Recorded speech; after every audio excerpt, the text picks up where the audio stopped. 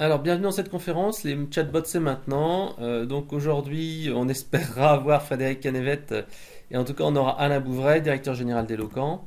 Au cours de ces 2 heures, on va essayer d'avoir comme un atelier qui va être pratico-pratique. On va voir d'abord une rapide présentation d'Eloquent, de son offre. On verra ensuite ce que c'est l'IA, l'intelligence artificielle, puisqu'on va en parler beaucoup, avec surtout les mythes et les réalités. Et suite à cela, on fera en fait une transition vers les chatbots, parce qu'en fait les chatbots sont une des branches de l'intelligence artificielle, et une des branches qui est les plus populaires actuellement. Ensuite, on parlera également de méthodologie, puisqu'en fait, il y a beaucoup de fantasmes, justement, c'est un petit peu la partie précédente sur les mythes et les réalités. On va vraiment s'intéresser à la réalité de ce que l'on peut faire avec un chatbot et l'importance de mettre en place une méthodologie qui va être adaptée, qui va mettre en fait de l'humain dans votre chatbot. On parlera ensuite de cas pratiques, on verra ensemble quelques cas pratiques, et on verra ensuite une démonstration vraiment rapide de l'outil pour savoir comment ça fonctionne. Au-delà en fait des démonstrations et des rêves, comment ça marche en fait dans la réalité. Je vous présenterai également une petite vidéo sur l'émergence de la voix, puisqu'en fait actuellement le bot est très très orienté texte, mais au fur et à mesure des années, vous allez voir de plus en plus que la voix va arriver, et donc il faut être prêt. On terminera à partir du ROI, savoir en fait quand un chatbot peut être rentable. Et en conclusion, en fait, j'aurai le plaisir de vous présenter également une petite checklist avec des points à vérifier lorsque l'on veut mettre en place un chatbot. Alors bien entendu, cette présentation est conçue pour être très interactive. Si vous souhaitez en fait en discuter, n'hésitez pas. Tout d'abord, une rapide présentation d'Eloquent. Nous le plaçons comme le facilitateur du dialogue et l'écoute de vos clients. C'est-à-dire que notre objectif est d'unifier la relation client et de vous permettre d'écouter ce que disent vos clients et de dialoguer avec eux pour interagir. Donc le dialogue, ça se matérialise souvent par tout ce qui est les solutions de centre d'appel, de chat, mais également de gestion automatique des emails. C'est également de l'écoute, les enquêtes de satisfaction multicanaux, email, SMS, etc. De l'analyse sémantique qui permet de comprendre en fait ce que disent vos clients, mais également du parcours client qui permet en fait de modéliser l'expérience client et de savoir où sont les points noirs dans l'expérience client. Alors aujourd'hui on va faire un focus sur la partie dialogue, discussion en fait, et c'est ici cette partie chatbot sur laquelle on va s'intéresser. Alors le chatbot Eloquent est vraiment au cœur de nos solutions, puisqu'en fait on a choisi une technologie qui va s'intégrer totalement à nos autres briques. C'est-à-dire qu'on va proposer nous notre brique d'analyse sémantique qui va permettre en fait d'aller par exemple rechercher les signaux faibles, mais également faire un pré-diagnostic pour savoir ce qui est le plus demandé par les clients, quels sont les termes, les mots, les phrases les plus utilisés, ce qui permettra d'aller nourrir le chatbot. En fait. On a également un chat classique, puisqu'en fait le chatbot, au bout d'un moment, dès qu'il aura, par exemple, il n'aura pas répondu à 3 demandes successives, il leur a dit je ne comprends pas, et bien il faut toujours proposer une solution d'escalade, puisqu'autrement en fait c'est assez déceptif. Les gens vont se dire non mais je comprends pas, c'est pas terrible, et ils vont aller se plaindre, et c'est pire que tout d'avoir quelqu'un qui se plaint. Donc vraiment important. Pensez à avoir un processus d'escalade qui peut être un formulaire, qui peut être du chat, qui peut être même du callback téléphonique, etc. Et c'est justement l'autre point sur lequel on se retrouve, le rappel automatique. Donc on va pouvoir faire un callback et dire voilà, vous souhaitez te rappeler par exemple pour prendre un rendez-vous, on n'est pas été capable d'avoir votre réponse, est-ce que vous souhaitez que nous vous rappelions? Le dernier point en fait c'est pouvoir historiser toutes ces informations de manière multicanale, puisqu'en fait le bot est un nouveau canal de communication et il va falloir que les conseillers qui actuellement utilisent d'autres outils comme le téléphone, l'email, etc. puissent savoir ce que le bot a raconté au client. L'autre point en fait c'est bien sûr de pouvoir faire des SMS puisque le bot est multicanal, on le verra tout à l'heure. Le bot permet de converser par internet, il permet également de converser par des enceintes vocales, on verra juste après, mais également d'envoyer des SMS. Donc on peut dialoguer directement avec son chatbot qui peut agir par exemple comme une conciergerie. C'est-à-dire que si vous êtes dans un hôtel, vous pouvez très bien envoyer un SMS à un chatbot qui va comprendre et qui va en fait interagir. Un petit peu comme un service intelligent. Voilà. Le dernier point, c'est l'annuaire de contact, puisqu'en fait le bot va pouvoir comme ça exploiter les sources de données de votre système d'exploitation et de système d'information, et en particulier votre annuaire de contact, vous avez tous vos coordonnées de contact. Le dernier point, c'est bien sûr les enquêtes de satisfaction. Il est essentiel de mesurer la satisfaction du bot après chaque interaction pour être sûr en fait que les gens ne partent pas frustrés. Et donc c'est pour cela qu'on va l'intégrer avec notre solution d'enquête qui permet d'identifier quand le bot a bien répondu, mal répondu, etc.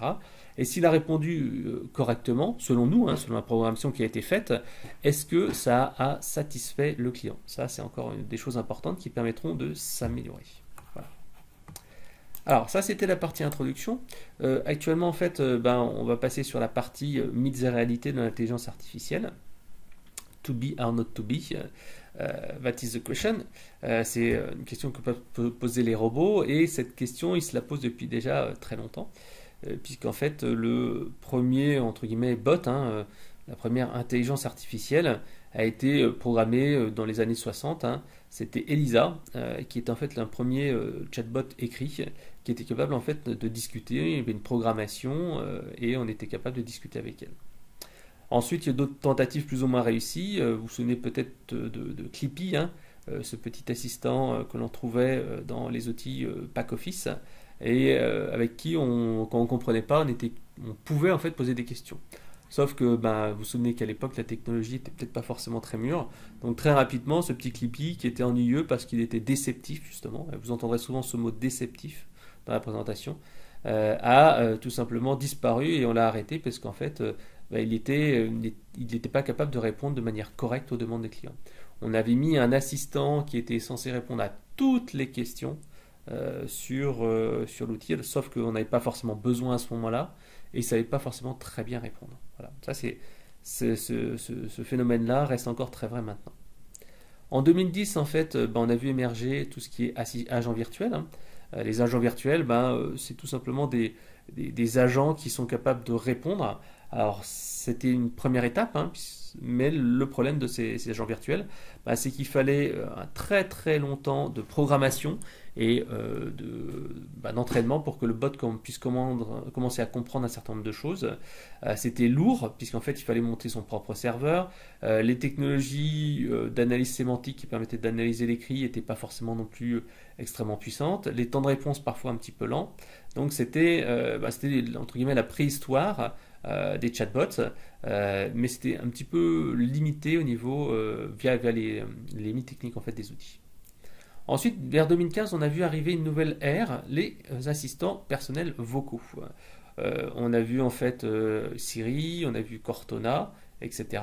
Même Facebook a essayé avec M en fait qui était son assistant, mais qui a finalement été arrêté il y a peu, puisqu'en fait il n'était pas capable de répondre malgré les entraînements, malgré les heures qu'il y avait dessus, malgré les personnes qui étaient dessus. Ils n'étaient pas capables d'avoir en fait un niveau d'intelligence suffisant. Donc ces premiers assistants personnels sont quand même assez intéressants. Ils sont utilisés par quelques pourcents de la population, surtout sur smartphone, à la place d'un moteur de recherche. Les limites actuelles, l'on voit également, si vous utilisez Windows, vous avez aussi un petit outil Cortana. Assez peu de gens l'utilisent parce que déjà il n'y a pas d'habitude, et surtout ils ne sont pas sûrs d'avoir les bons résultats. Donc c'est encore une fois une première étape qui est liée en fait à l'évolution des technologies d'analyse vocale. En 2016, il y a eu une grosse révolution. Une grosse révolution au niveau des chatbots, c'est tout simplement en fait l'ouverture par Facebook de son outil de messaging, Facebook Messenger, au chatbot, avec la possibilité d'envoyer des messages de manière automatique aux gens qui sont devenus fans, etc., etc. Et ça, c'était vraiment une grosse évolution, et ça a ouvert vraiment de grosses opportunités, surtout au niveau marketing. C'est-à-dire que comme ça, en fait, on a pu faire un peu de l'emailing au sein de Facebook. Donc ça, c'était assez sympa, mais c'est demeure très très limité. Il y a eu des dizaines de milliers de bots qui ont été créés, mais en fait, l'utilité a été très très très très faible, puisqu'en fait, il y a très peu d'intelligence dedans. Et donc, en fait, au final, beaucoup de bots sont arrêtés. Et actuellement, sur Facebook Messenger, on est surtout en fait sur du bot qui est là surtout pour envoyer des messages de manière automatisée et faire des réponses vraiment type, mais de faible niveau, avec une faible valeur ajoutée. Alors, en 2018-2017, on arrive vraiment à l'émergence des voicebots. On est vraiment au début. Le voicebot, qu'est-ce que c'est ? C'est tout simplement un chatbot qui utilise la voix, un petit peu ce qu'on a vu en 2015 avec l'assistant personnel, sauf que cette fois, en fait, vous pouvez le faire dans votre salon, avec un outil tel que Google Home. Vous pouvez parler, poser des questions à Google, etc. etc.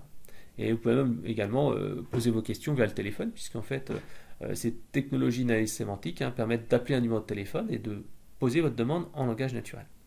Alors on y reviendra tout à l'heure, puisque là encore on est vraiment au début de cette technologie-là. On n'est pas encore à une maturité suffisante. Là, moi je dirais qu'on est plus à une maturité de l'écrit, et on va arriver dans les semaines, mois à venir à une maturité plutôt de l'oral. Alors on a vu comme ça une chronologie rapide de qu'est-ce que l'intelligence artificielle, quels étaient les débuts, mais on ne l'a pas encore défini. L'intelligence artificielle en elle-même, je dirais qu'il y a une définition qui est relativement simple, c'est un ensemble de théories et de techniques mises en œuvre en vue de réaliser des machines capables de simuler l'intelligence. Alors machine au sens large, c'est-à-dire que c'est des programmes qui permettent en fait d'imiter le comportement humain. Cette technologie, pour l'instant, permet de créer des tâches simples qui sont faites par les humains, mais on peut voir qu'il y a quand même beaucoup de fantasmes et il y a beaucoup de gens qui surpromettent. Si vous regardez beaucoup les publicités IBM Watson, ça fait véritablement rêver de tout ce que peut faire. Il suffit de demander à Watson, il vous dit quand l'ascenseur va tomber en panne, quelle est sa probabilité qu'elle tombe en panne dans 2 jours, etc. etc. Certes, ça fait un petit peu rêver, mais on est encore beaucoup dans la science-fiction, il y a encore beaucoup de déceptions. Alors, pourquoi il y a beaucoup de déceptions? Tout simplement parce que l'IA forte, l'IA auto-apprenante n'existe pas encore. Alors, qu'est-ce que c'est l'IA forte, l'IA auto-apprenante? L'IA forte, tout simplement, c'est l'intelligence artificielle horizontale qui permet en fait de raisonner de manière autonome. C'est-à-dire qu'elle est capable de trouver elle-même des problèmes et trouver des solutions. Pour l'instant, ça n'existe pas. Nous, dans le cas où on est actuellement, c'est ce qu'on appelle l'intelligence artificielle faible ou verticale, c'est-à-dire que l'on va essayer d'arriver au même résultat qu'un homme grâce à un apprentissage et à un entraînement, souvent via des scripts, donc de la programmation, pour aider un programme, un ordinateur, à résoudre un problème très défini, très précis. Et ça, actuellement, c'est 99,9% de l'intelligence artificielle actuelle. Et même dans une intelligence artificielle forte, il faudra toujours montrer un petit peu au robot quoi faire. L'intelligence artificielle faible ou forte, ça veut dire quoi?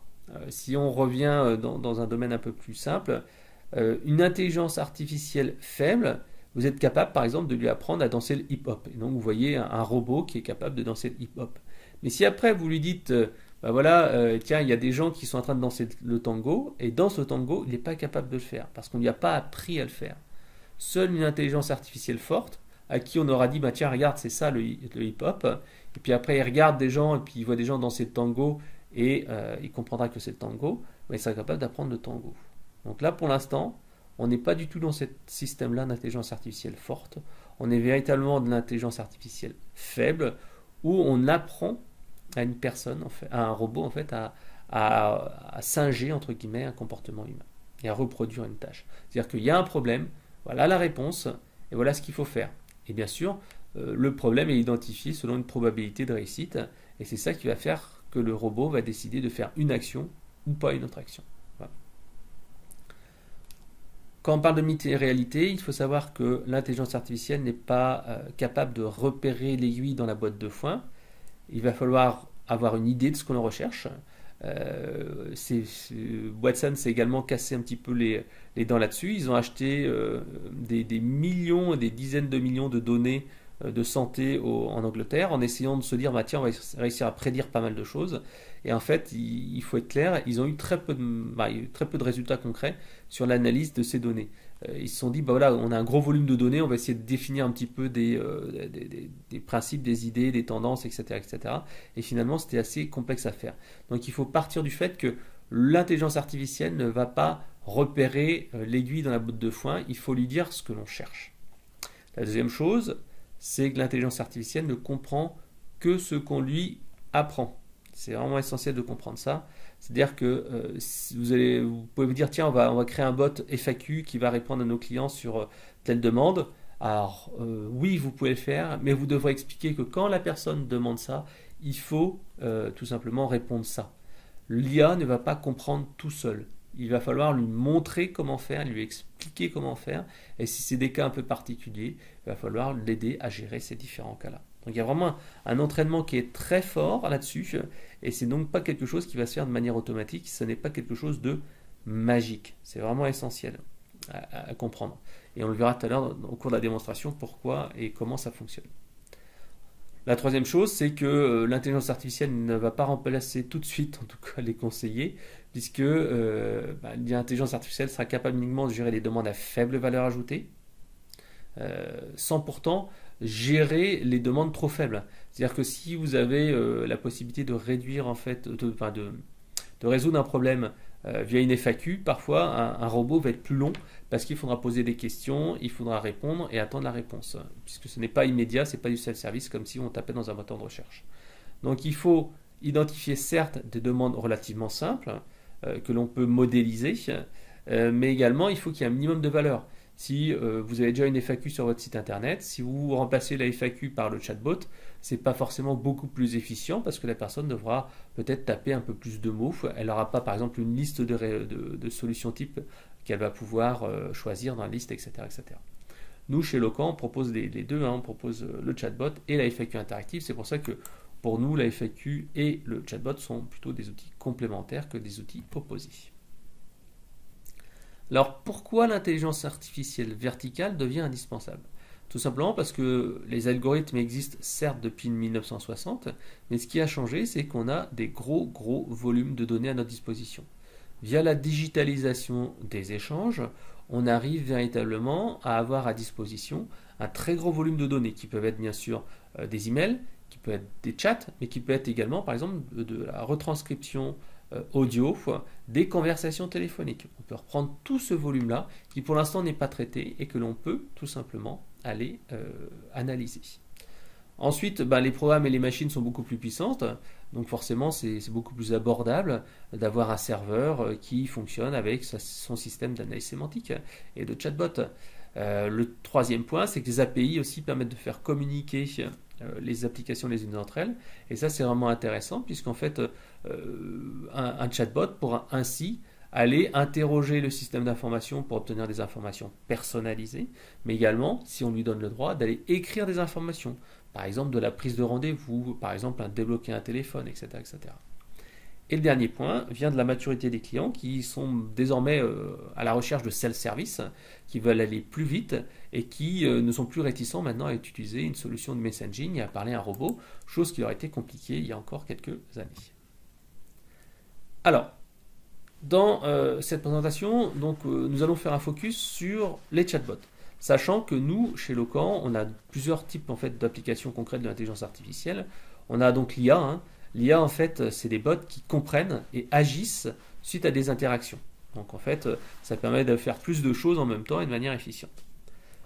On a également l'analyse sémantique que j'appelle statique, qui permet d'analyser des gros volumes de données et, en fait, d'aller détecter l'aiguille dans la botte de foin dont on parlait tout à l'heure. Les deux en temps complémentaire et on va vous montrer comment, en fait, notre solution d'analyse sémantique statique permet de faire l'audit de la situation. Et ensuite, le chatbot, qui lui plutôt interactif, une intelligence artificielle où on comprend les informations à court terme, va tout simplement en fait prendre la suite et résoudre les problèmes des clients. Donc on a commencé vraiment à parler sur le cœur de business de qu'est-ce qu'un chatbot, qu'est-ce qu'un voicebot. Là, je vais quand même vous mettre une définition d'un chatbot.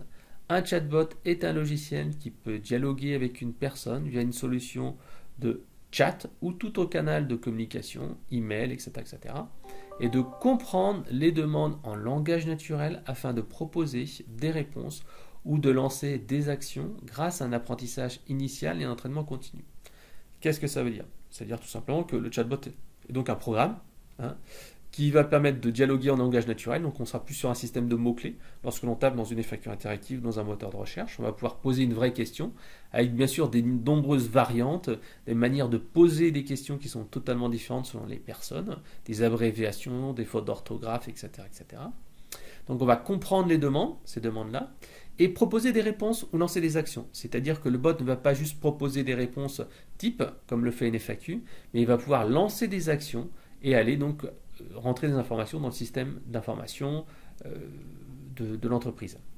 Et donc l'apprentissage initial et entraînement continu, ça aussi c'est une différence, c'est-à-dire que au début en fait le bot c'est un petit peu comme un bébé, un petit peu comme un enfant, on va lui apprendre le B A bas, et ensuite une fois qu'il aura appris ces basiques là, on va en fait le faire comprendre mieux et mieux comprendre grâce à un apprentissage continu lié à ses erreurs. Tout ce qu'il n'aura pas détecté comme chose correcte, tout ce qu'il n'aura pas su répondre, on sera capable d'aller le récupérer dans un espèce de bac à sable. Et depuis ce bac à sable, on va pouvoir tout simplement proposer des nouvelles manières de répondre, enfin soit de nouveaux problèmes à répondre, soit en fait de nouvelles manières de demander une solution à un problème qui est connu par le bot. Voilà. Je fais un petit point aussi sur le voicebot, puisque là aujourd'hui, l'objectif était quand même de vous donner une ouverture un peu plus large sur ce qu'est un chatbot et ce qu'on peut faire avec. Donc le voicebot, tout simplement, c'est un chatbot qui utilise la voix, le vocal, et donc qui peut répondre soit par le téléphone, soit par une enceinte connectée, etc.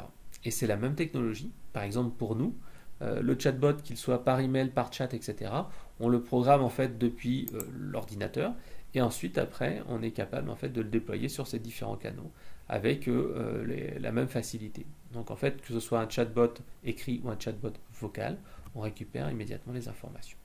Voilà. Alors, on a vu ensemble ce que c'était l'intelligence artificielle, les bases du chatbot, mais comment ça fonctionne de manière concrète. En fait, c'est vraiment simple. Vous avez au départ une demande qui est faite en langage naturel et qui est réalisée par une personne. Elle peut être faite par Messenger, par téléphone, par chat, etc. Et elle peut avoir différentes natures. C'est par exemple, est-ce que je peux avoir un rendez-vous pour demain avec mon dentiste? Est-ce qu'il y aura un créneau de libre lundi prochain si j'appelle un service dentaire? Je voudrais un rendez-vous avec le docteur Martin, si possible, le 18 septembre au matin. Donc, toutes ces trois expressions-là, qui sont faites en langage naturel, sont toutes faites en fait sont toutes différentes, puisqu'on n'est pas en fait dans le modèle où on va sur un site internet et le client doit en fait être contraint au modèle qui lui est proposé, il doit choisir des dates, etc. Là, au contraire, on donne toute liberté à la personne de poser sa demande selon la manière qu'elle le souhaite. Donc là, on est vraiment dans une ouverture beaucoup plus importante et on s'adapte beaucoup mieux aux besoins des clients. L'inconvénient étant que, bien sûr, comme il y a beaucoup de manières de demander une chose, il faudra essayer d'avoir, pas une exhaustivité, mais au moins de traduire et de gérer les principaux cas de figure, soit par l'apprentissage initial, soit au niveau de l'apprentissage continu. Voilà. Donc le bot, en fait, qu'est-ce qu'il va faire? Il va interpréter cette demande et il va comprendre que j'ai besoin d'un rendez-vous avec un dentiste. Donc comment il va faire ça? Il va comprendre en fait un certain nombre de choses, comme par exemple le jeu, il va comprendre que c'est moi. Besoin, c'est qu'il y a une action. Rendez-vous, c'est une entité de rendez-vous, c'est-à-dire une entité, c'est-à-dire que je vais pouvoir gérer un planning. Et un dentiste, là aussi c'est une entité, c'est-à-dire que j'ai peut-être 5, 6, 7 dentistes dans le cabinet et je peux ainsi proposer différents dentistes et différents plannings de dentistes. Suite à cela, le chatbot tout simplement va proposer des actions qui seront prédéfinies, qui veulent être des réponses. Oui, il y a un rendez-vous, je peux avoir un rendez-vous demain, et à ce moment-là, il va répondre oui, vous pouvez appeler à tel endroit. Soit en fait, il va poser des questions, disant est-ce que vous êtes déjà patient dans l'entreprise, quel est votre numéro de téléphone, etc., etc. Et il va ensuite lancer l'action. Soit en fait, il va lancer une action directe en disant bah oui, j'ai reconnu votre numéro de téléphone. Voici, il y a un rendez-vous demain avec le docteur Martin à 16 h. Est-ce que vous souhaitez le prendre? Et à ce moment-là, en fait, on va tout simplement dire oui. Et le chatbot va comprendre oui. Il va faire un petit récapitulatif en disant j'ai bien compris votre demande, vous souhaitez avoir un rendez-vous demain à telle heure, etc., etc.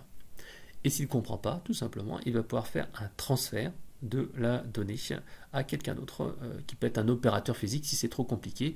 Si justement il ne comprend pas, je n'ai pas compris votre demande, ou si par exemple il a détecté j'ai un besoin urgent, j'ai une rage de dents ou quelque chose comme ça, il comprendra que finalement il ne va pas rester dans le domaine classique. Dès qu'il y aura le mot-clé rage de dents, il va transférer automatiquement à un conseiller physique. Voilà. Alors quelle est la méthodologie pour construire un chatbot à valeur ajoutée pour un client? En fait, il y a beaucoup d'humains et en fait, il y a deux options. La première option, en fait, c'est soit d'agir en curatif, soit d'agir en préventif. Alors, en curatif, vous savez comme moi, c'est corriger un problème. Donc un peu comme un docteur, on va identifier où il y a un souci, puis on va corriger là où il y a le souci. Et après, en fait, on anticipe le besoin. C'est comme le capitaine qui va anticiper un problème et éviter d'avoir le problème. Donc en fait, on est vraiment dans l'anticipation via l'audit des moments de vérité. Donc généralement, le curatif, c'est ce qu'on voit le plus. Parce qu'en fait, tout simplement, c'est là où on a vraiment l'intérêt du chatbot. C'est-à-dire qu'on va mettre en place des tâches simples et répétitives qu'on va automatiser avec le chatbot. Comme je le disais précédemment, il faut un minimum d'intelligence. Si vous ne donnez pas un minimum d'intelligence à votre chatbot, c'est-à-dire qu'il soit capable d'avoir une réponse personnalisée au client ou des choses comme ça, ou de l'accompagner au bon moment, à apporter le bon message, ben à ce moment-là, ça va être un petit peu déceptif.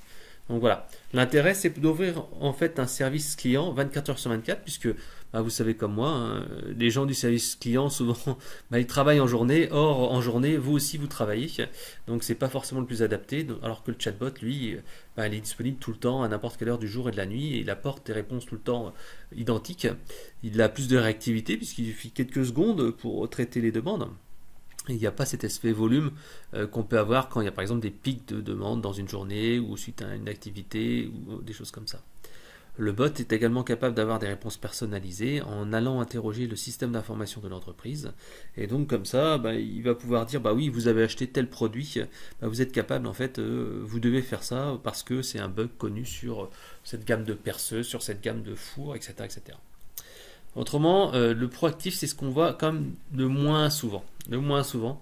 Puisqu'en fait, lui, le proactif, il va essayer d'apporter de la valeur, de la fluidité, de la personnalisation au bon moment. Alors pourquoi on le voit moins souvent? Parce qu'en fait c'est beaucoup plus compliqué d'éprouver un ROI. Par exemple, on a eu le cas avec une enseigne de grande distribution qui était spécialisée dans le vêtement d'enfant, qui nous a demandé, voilà, je voudrais un personal shopper, c'est-à-dire un guide shopping pour les soldes, parce que c'est les soldes et puis pour tout ce qui est vêtements de naissance, baptême, etc. Parce que c'était deux temps forts de leur activité. Et en fait, quand on a voulu estimer un petit peu le ROI du bot, ben, c'était un petit peu compliqué puisque tout simplement le bot il allait servir 2 fois grosso modo dans l'année. Il allait devoir se connecter au système d'information, il allait faire de la géolocalisation, il fallait faire un petit peu de scénario, etc. Donc c'était comme c'était pas un budget énorme, c'était comme plusieurs milliers d'euros, voire un gros budget bien chargé à plusieurs dizaines de milliers d'euros, mais tout en étant raisonnable, hein, parce qu'il y avait des ateliers, parce qu'il y avait une personnalisation graphique, parce qu'il y avait une connexion SI, etc., etc. Et en fait, on s'est rendu compte que c'était pas rentable pour eux à court terme, en tout cas pas maintenant, puisqu'en fait leur marge était relativement faible sur les produits. Donc résultat, il fallait vendre beaucoup de body, beaucoup de choses comme ça pour arriver à la rentabilité. Donc en fait, on est plus là quand même dans un bot qui est plus difficile à être rentable. Par contre, ce qui est intéressant, c'est d'anticiper les problèmes lors des moments de vérité. Par exemple, si vous êtes une compagnie aérienne, c'est quand même intéressant d'avoir un bot qui vous dit, tiens, voilà, votre billet de train votre billet d'avion a changé, il faut maintenant aller à tel endroit, dépêchez-vous, c'est le moment d'embarquer, etc., etc. Grâce à une connexion Facebook Messenger, on est ainsi capable de pouvoir envoyer des messages aux clients. Donc aussi, il y a l'accompagnement dans l'utilisation. Là, on est vraiment dans du coaching. Quand c'est des produits un petit peu techniques et on va anticiper les demandes faites aux clients et on va essayer de faire un effet waouh. On va dire, voilà, vous avez reçu votre produit. Est-ce que vous connaissez comment on va utiliser le produit? Et là, le chatbot, en fait, il peut ajouter à ce moment-là tout simplement des boutons, des vidéos, des tutoriaux. Il peut poser des questions, faire des tests, des choses comme ça. Voilà. Donc là, l'intérêt également, c'est de réduire la friction dans les process, hein, parce que parfois il y a des process qui sont un petit peu lourds, un petit peu compliqués dans les entreprises. Et ben, le chatbot peut être là pour guider, et il peut même repenser le parcours client, puisque au lieu que ce soit le client qui appelle, ben, on va faire du proactif.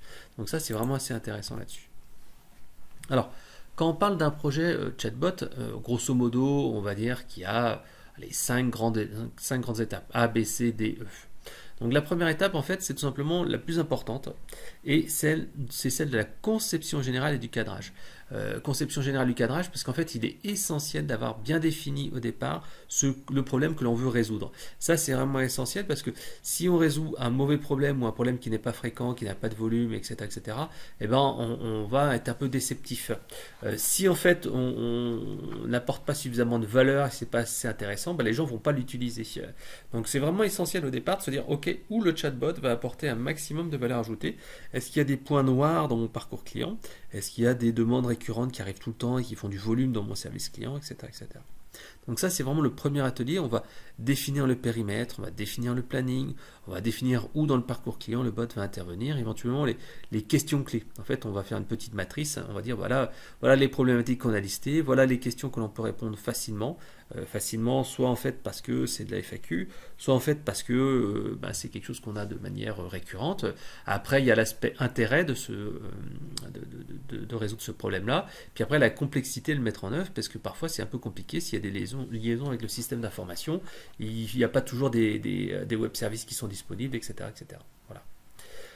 Le deuxième point, c'est la réalisation du bot. Une fois en fait que tout simplement vous avez défini le concept, le cadrage, et tout simplement on va définir avec le client les conversations, donc ce qu'on appelle le Happy Pass ou le Half Happy Pass. Le Happy Pass, c'est qu'en fait on a réussi à résoudre 100% du besoin du client grâce au bot, ou Half Happy Pass, c'est-à-dire que le client il n'a pas eu sa réponse, mais on va quand même le transférer après à un conseiller physique.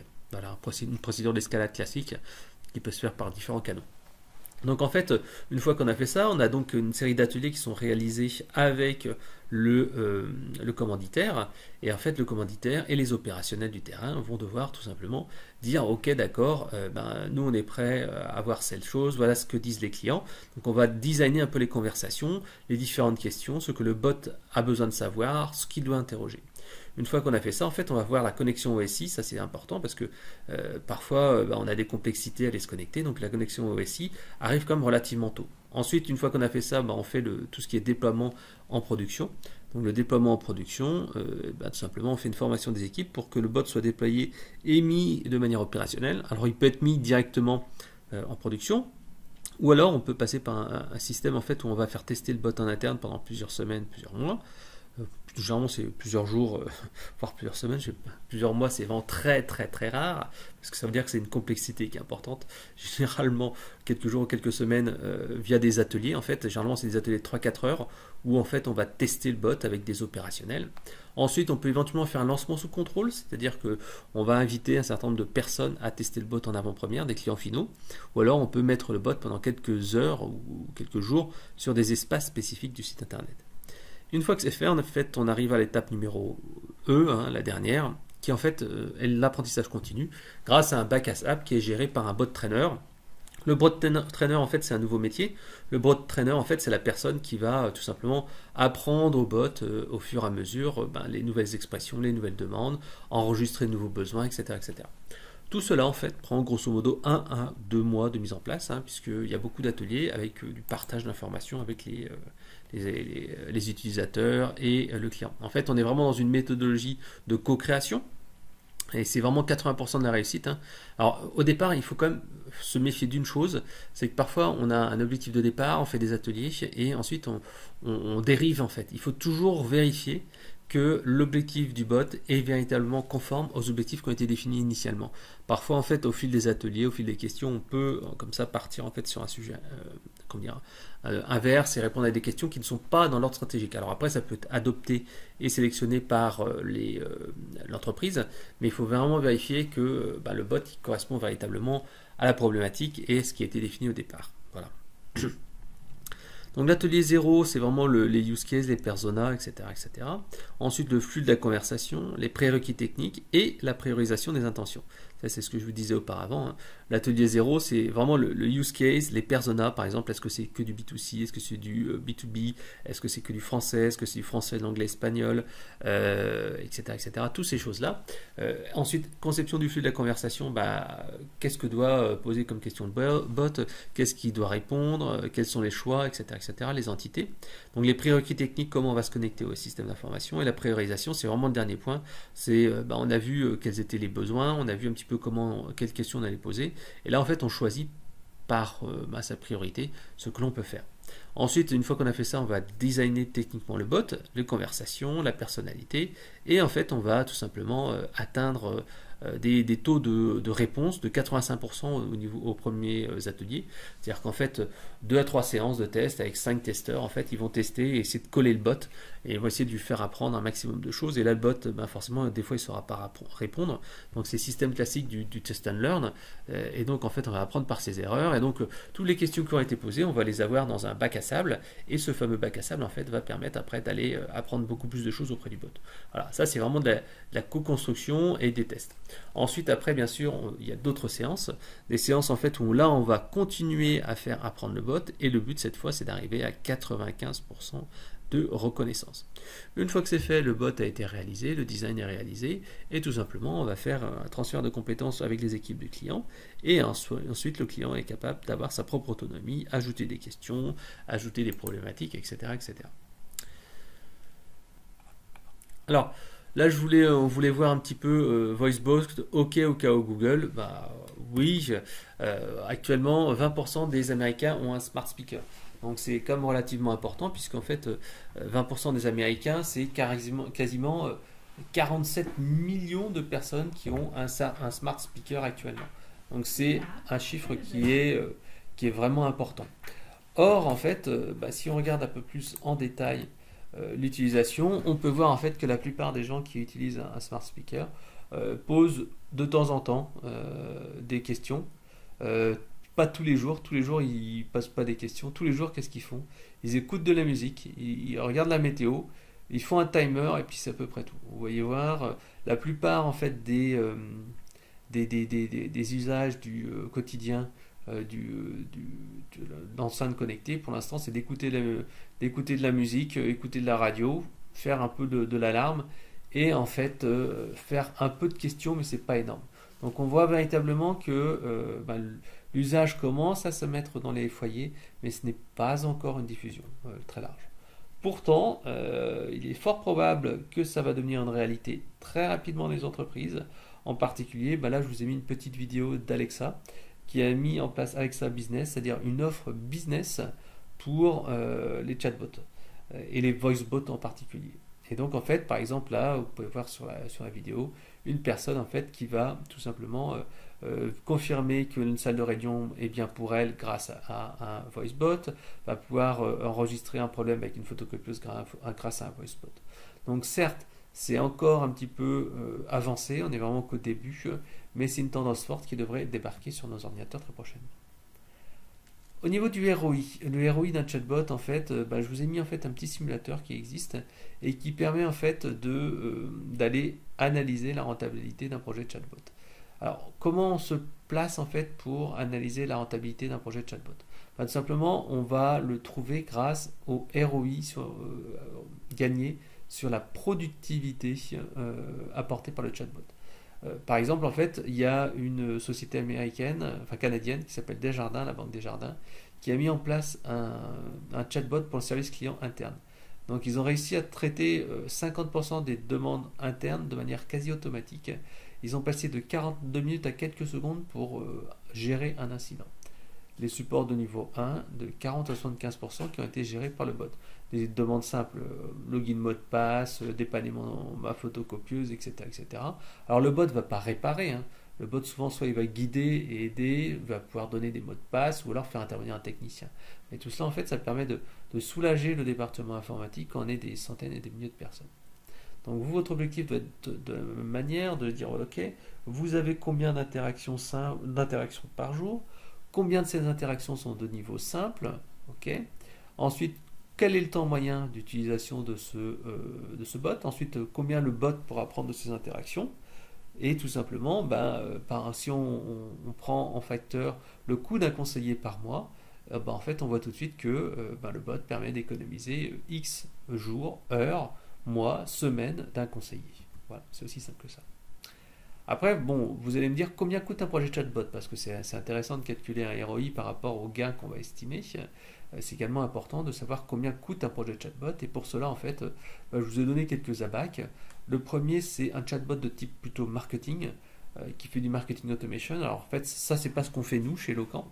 Grosso modo, ça coûte entre 0 et 300 euros par mois, hein. Ce sont des bots comme ManyChat, comme Chatfuel, qui permettent en fait tout simplement d'avoir un petit message automatique quand les gens vont sur votre page Facebook, ils disent voilà, bonjour, je veux une information. Si vous voulez un devis, tapez 1. Si vous voulez de l'aide, tapez 2. Si vous voulez vous inscrire sur la newsletter, tapez 3. En fait, des petits trucs vraiment très simples où il y a très peu de valeur ajoutée. On est vraiment dans un mini self-service qui est très très très basique. Alors grosso modo, la mise en place se fait entre 0 et une semaine. Le budget maximum, c'est grosso modo de 30 000 euros. On va parler de 0 à 30 000 euros. Voilà. 30 000 euros, ça sera un chatbot marketing qui va être assez performant puisqu'en fait, on va se connecter au système d'information.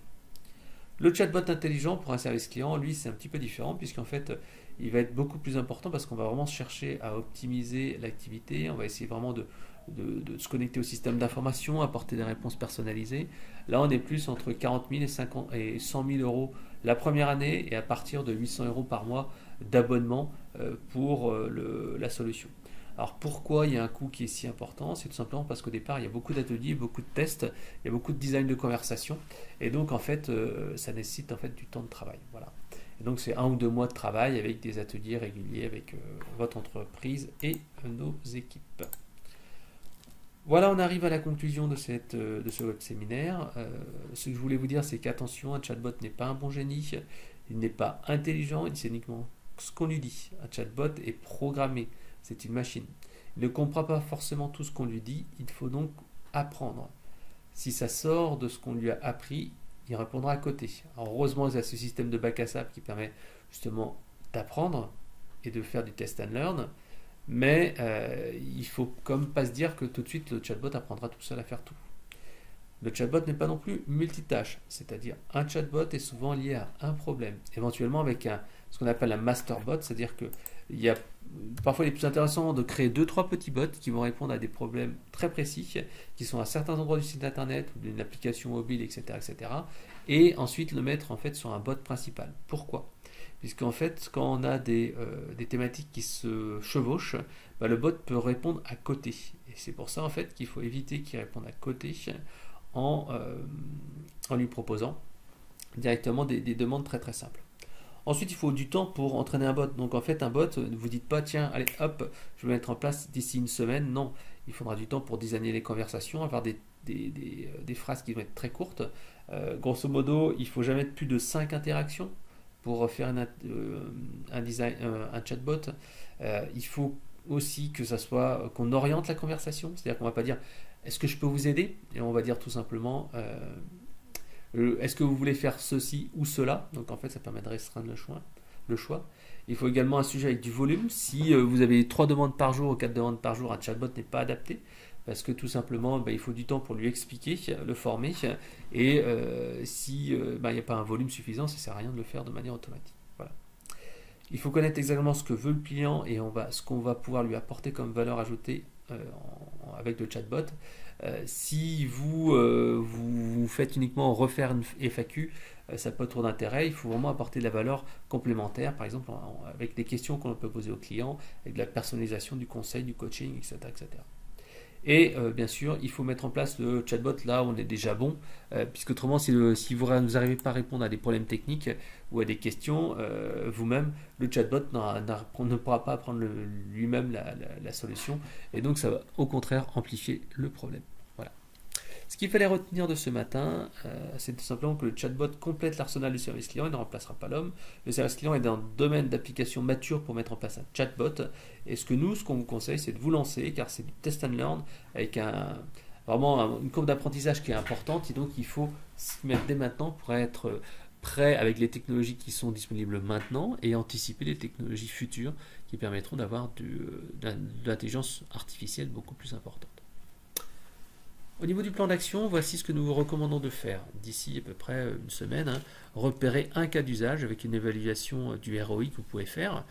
Est-ce que c'est des endroits pénibles en fait dans le parcours client, des problèmes techniques et répétés que vous pouvez améliorer? Est-ce que l'on peut faire un POC sur un périmètre limité, sur 2-3 problématiques, et lancer en fait comme ça un bot sur une spécificité, et dans 3 mois, faites un bilan, et après on peut donc tout simplement étendre le bot un peu plus tard. En complément, en fait, je vous ai mis ici une petite checklist. Voilà, cette checklist en fait est vraiment très simple. Elle va détailler en 100 questions toutes les grandes étapes du projet chatbot. Le premier, un petit peu sur le comité projet. Comme tous les projets, il faut définir généralement un nom de code, un chef de projet, puisque si vous n'avez pas quelqu'un qui est responsable du projet comme d'habitude, ça va prendre du temps, etc., etc. Quel sponsor qui va pouvoir en fait impulser tout simplement des décisions fortes, prendre des décisions sur le projet, qui sont les participants, quels sont les opérationnels bêta-testeurs. Encore une fois, il faut intégrer les personnes, parce que parfois on a eu comme ça des gens qui pensaient que le chatbot allait leur piquer leur boulot. Or en fait non, vous l'avez bien vu comme moi, le chatbot en fait ne va pas voler le travail des opérateurs, au contraire il va venir les compléter. Ensuite, le projet. Quel est le budget maximum que vous avez pour mettre en place le chatbot, et quel est grosso modo le petit dépassement. Moi je dis toujours qu'il faut prévoir 10% de dépassement, autrement vous allez vous retrouver très rapidement en fait un petit peu serré. Il y a toujours des choses qu'on n'a pas prévues, auxquelles on n'a pas pensé, et si vous n'avez pas ça, ça peut être bloquant. Nous, généralement, une fois qu'on est arrivé à un certain moment du projet, on fait ce qu'on appelle un freeze, c'est-à-dire qu'en fait, on arrête en fait de tout changer les choses, on reste sur le périmètre qui est défini, et on va jusqu'au bout, et on essaye de finaliser déjà une version 1, et ensuite on la fait évoluer. Donc ça, c'est important, parce que parfois, en fait, on se laisse emporter, on rajoute des questions, et on rajoute des questions, et on rajoute des questions, et ça devient très compliqué. Voilà. Alors, quel est le timing ensuite? Quel est le timing de décision, de mise en place? Est-ce que vous voulez le mettre en place dans 1 mois, dans 3 mois, dans 6 mois? Est-ce qu'il y a des comités internes et des réunions de pilotage qui ont été faites entre les différents services? Ce qui sera vraiment important, ce sera les opérationnels, l'informatique et éventuellement un peu le marketing. Voilà. Quels sont les 3 KPI majeurs qui valideront la réussite du projet? Ça peut être par exemple le taux de réponse, le nombre de conversations, etc. etc. Donc c'est toujours important d'avoir ces informations-là. Est-ce qu'il y a une analyse de ROI qui a été faite en manière prévisionnelle? Est-ce que vous avez écrit un vrai document de cadrage, un cahier des charges, avec la présentation d'entreprise, les enjeux, les interlocuteurs, voilà. Quelle est la langue du chatbot, voilà. Est-ce qu'on a présélectionné 4 à 5 solutions de chatbot? Avez-vous demandé une présentation des salles des solutions? Avez-vous fait une shortlist? Avez-vous analysé les propositions commerciales? Avez-vous calé la réunion de prise de décision? Ça, en fait, c'est tout ce qui est le choix chez vous. Ensuite, le périmètre d'intervention. Quel est l'objectif principal? Que vous voulez faire du curatif ou du préventif? Quelle est la valeur ajoutée par rapport à l'existant? Le chatbot vient en complément des outils actuels. Quel est le cas client prioritaire à résoudre? Quel est le persona qui est l'utilisateur du chatbot? Quel est le cas client à résoudre en priorité? En quoi le bot doit-il aider le client? Quel est le volume de demandes à traiter par mois? Ce qui permettra souvent d'avoir une idée un petit peu du volume, que ce soit en coût ou en utilisation, etc. Quelles sont les personnalisations à effectuer? Est-ce que, par exemple, on va devoir demander au client son numéro de client? Est-ce qu'on doit avoir le produit utilisé, etc. etc. Est-ce qu'on a fait une analyse qualitative avec des opérationnels et une analyse quantitative avec un volume de traitement? Voilà. Ensuite, quelles sont les principales questions thématiques auxquelles le bot doit répondre? Donc, problème 1 et la réponse 1 que vous pouvez faire. Alors, là, c'est bien sûr des premières idées macro. Le but, c'est pas d'aller dans le détail. C'est de se dire, voilà, le problème numéro 1 qu'on aimerait résoudre, c'est ça. Et actuellement, la réponse, on l'a fait via, par exemple, un système d'information qui donne telle réponse, il faut interroger telle chose, etc., etc., etc. Ça permet de poser, en fait, les principales bases. Grosso modo, donc ce qu'on recommande, c'est lors d'un premier, comme ça, bot, on répond à peu près, grosso modo, à une vingtaine de questions type d'intention. Alors, quelles sont les variantes des questions? Faites des déclinaisons des questions pour chaque problème. Quelles sont les variables à connaître ou déjà connues? Par exemple, la localisation, le code client. Est-ce qu'on a besoin de le savoir? Bien sûr. Est-ce qu'il y a déjà une base de connaissances qu'on peut réutiliser pour le bot? Quels sont les enchaînements des questions avec l'arbre de décision? Est-ce qu'on peut faire une arborescence avec les problèmes précités précédemment? Quelles sont les limites du périmètre du bot? Limite 1, limite 2, limite 3. C'est-à-dire que quand est-ce qu'il dit non, je ne sais pas, etc. Est-ce qu'il ne sait pas répondre à certaines questions? Quand est-ce que le bot doit passer la main à un conseiller? Par exemple, 3 réponses négatives. À ce moment-là, automatiquement, en fait, on doit passer la main ou donner la main ou donner une autre solution à notre canal de conversation. Qui prend la main lorsque le chatbot ne sait pas répondre? Est-ce que c'est l'équipe chat? Est-ce que c'est le support téléphonique, etc. La conversation, est-ce que vous avez limité à 5 interactions maximales les conversations? Est-ce que les messages sont courts, de 100 à 350 textes maximum? Est-ce que vous pouvez mettre des boutons plutôt qu'imposer des réponses textes? Ça c'est important parce qu'au niveau design, vous allez vous rendre compte que même si un chatbot est capable de comprendre les conversations, on va quand même gagner énormément de temps avec des boutons. Voilà. Est-ce qu'une conversation type dure moins de 2 minutes? Un chatbot n'est pas là pour discuter pendant des heures avec un utilisateur. Est-ce qu'il est possible de donner plus d'émotions via des smileys, des gifs, etc. etc. Est-ce qu'une personne tierce a testé les conversations pour éviter les malentendus, les dérives? Voilà. Où est visible le chatbot? Est-ce qu'il est visible sur le site internet, sur l'app mobile, sur la page Facebook, au téléphone via un voicebot, etc. etc. Quels sont les déclencheurs du chatbot? Est-ce que c'est un formulaire? Est-ce que c'est le temps passé sur une page? Est-ce que c'est automatiquement affiché quelque part? Voilà. Les informations techniques, quel est le canal de communication avec la cible, chat, SMS, Google Home, etc., etc. Quel est l'impact sur le SI? Est-ce que le bot doit se connecter au SI? Est-ce qu'il y a des web services? Est-ce qu'il est nécessaire d'avoir un SSO pour identifier les personnes? Quelles sont les évolutions à faire dans le back-office éventuellement? Est-ce que vous avez déjà un chat et est-ce qu'on peut le lier ou pas? Est-ce que le chatbot doit créer un ticket dans le ticketing également? Qui sont les utilisateurs avec leurs droits, leurs fonctionnalités, etc., etc.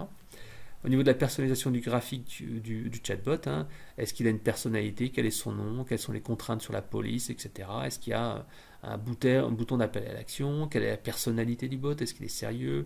Est-ce qu'il est complice? Est-ce qu'il est masculin, féminin? Quelles sont les banalités? Par exemple, êtes-vous marié? Des choses comme ça.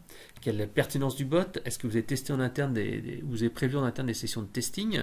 Est-ce que vous avez prévu une notation, une enquête de satisfaction après les réponses? Qu'est-ce qui se passe quand on a une mauvaise note?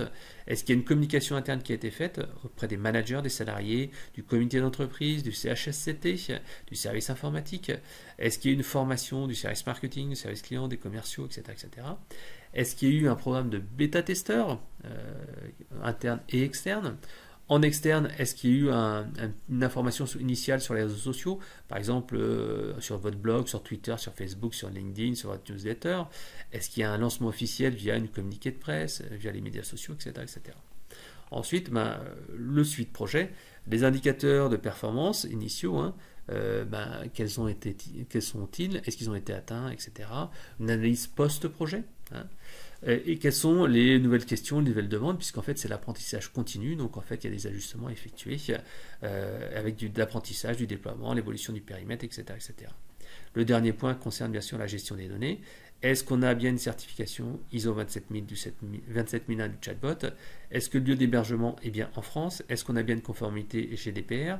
Est-ce qu'on a fait une analyse des risques et des impacts technologiques humains? Par exemple, que les gens aient peur que le robot prenne leur place. Est-ce qu'il y a des contraintes juridiques au niveau des données personnelles, la conservation des données, etc. Et enfin, concernant la maintenance du bot, est-ce qu'il y a des SLA? Est-ce qu'il y a un support technique? Voilà. Toutes ces questions vous permettront comme ça d'être sûr de tout balayer concernant votre projet chatbot.